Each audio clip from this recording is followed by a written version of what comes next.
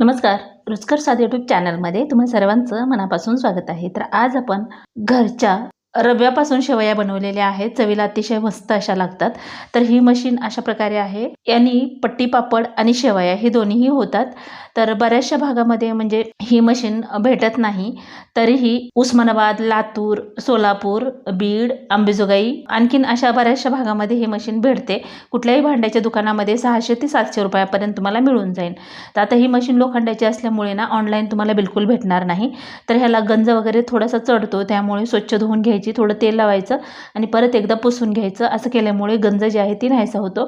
तर ही शेवयाची पाटी आहे. खूप बारीक पाटी दिसते ही. आपल्याला वाटतं शेवया येतील की नाही, पण छान शेवया होत बारीक अशा.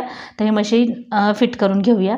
तर पूर्ण मशीनला तेल वगैरे लावून पुसून स्वच्छ करून घेतल्यानंतर ही फिट करून अशा प्रकारे घ्यायचे आहे आणि करायला अतिशय सोपं आहे. जर का तुम्हाला जास्त क्वांटिटीमध्ये बनवायचे असेल तेही मी पुढे सांगणार आहे. तर ही पाटी लावून घेतलेली आहे.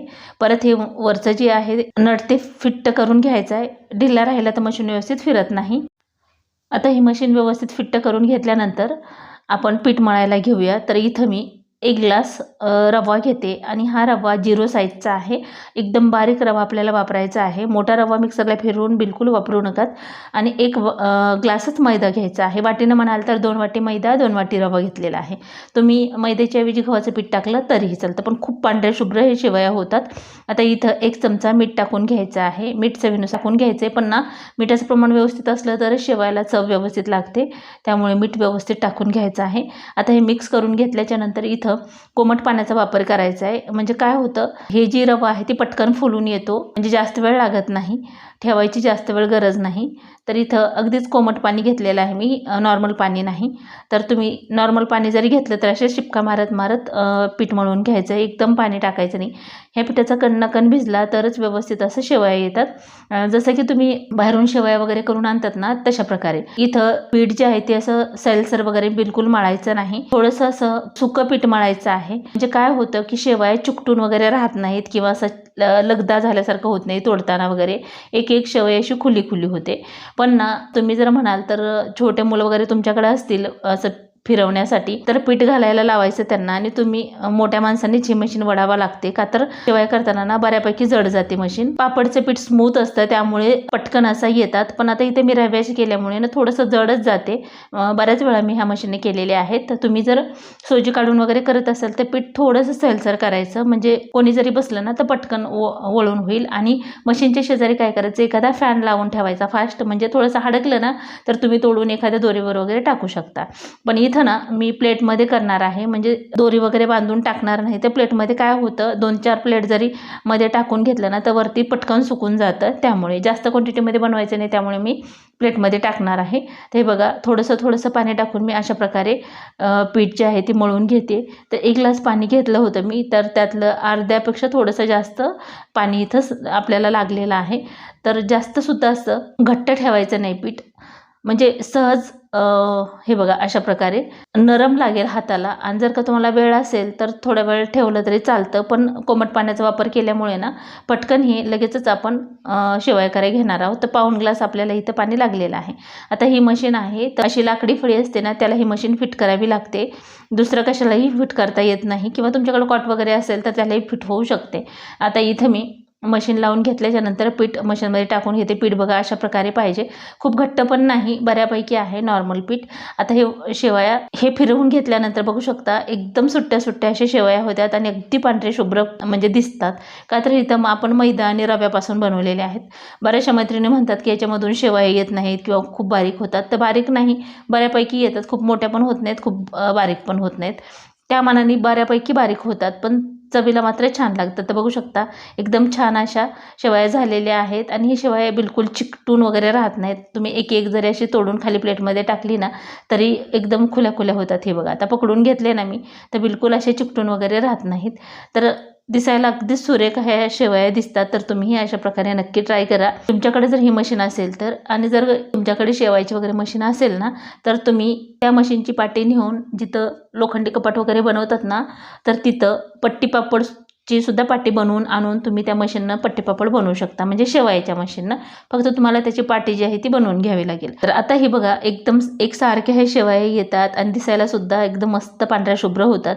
सोजीच्या वगैरे केल्या ना थोडंसं लालसर होतात, पण जर का तुम्हाला आता बऱ्याच व्यक्तींना हे शेवयाचा भात खूप आवडतो तूप वगैरे टाकून, तर जेव्हा खावं वाटतील ना तेव्हा तुम्ही ताज्या बनवून सुद्धा खाऊ शकता, मशीन जर तुमच्याकडे असेल तर. हे बघा अशा प्रकारे मी तोडून घेते, बिलकुल चिकट वगैरे होत नाहीत, अगदी मोकळ्या होतात. आणि आहे असे ताट परत वर नेऊन ठेवले की प्लेटच्या आकारचे हे शेवया तयार होतात. इथं आपण 2 ग्लासमध्ये म्हणजे 1 ग्लास मैदा आणि 1 ग्लास रव्यापासून हे शेवया बनवतो, तर 3 ते 4 ताट अशा प्रकारे तयार करून होतात. तर दिसायला बघा आता इथं ना थोडंसं प्रकाशाचा इश्यू असल्यामुळे थोडंसं असं लालसर दिसतात, पण एकदम पांढऱ्या शुभ्र होतात ह्या. वरती गेल्यानंतर मी तुम्हाला थोडंसं शूट करून दाखवेन.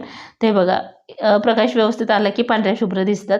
तर तुम्ही अशा प्रकारे सुद्धा बनवून फॅनखाली तुमच्याकडे जर म्हणजे ऊन वगैरे नसेल, बऱ्याच ठिकाणी ना अपार्टमेंट असल्यामुळे ना टेरेसवर जागा नसते सुकायला वगैरे घालायला, तर तुम्ही फॅनखाली सुद्धा 2-3 दिवस सुकवल्या तरी हे शेवया व्यवस्थित अशा होतात.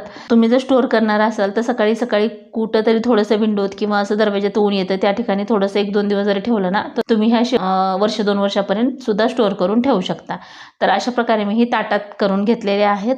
तुम्ही दोरीवर सुद्धा टाकू शकता जास्त बनवत असाल तर. हे बघा एकदम सुट्ट्या झालेल्या आहेत, जरासं सुद्धा चिकटून वगैरे राहत नाहीत हे शेवया, इतक्या मस्त होतात. तर आता आपण ह्या शेवयांना सुकायला ठेवूयात.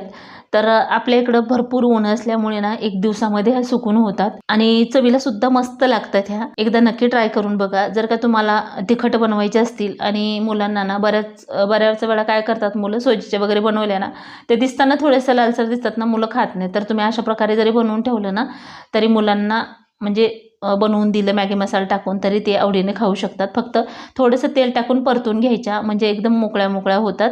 बऱ्याचशा आपल्या मैत्रिणींच्या कमेंट होत्या की ह्याच मशीननं ताई शेवया बनवून दाखवा. तर इथं 3 ते 4 तासामध्येच ह्या छान अशा सुकलेल्या आहेत. हे बघा मी पलटून घेतले, तर तुटत वगैरे नाही. कडक ऊन आहे त्यामुळे पटकन सुकून जातात, जास्त वेळ सुकण्यासाठी लागत नाही.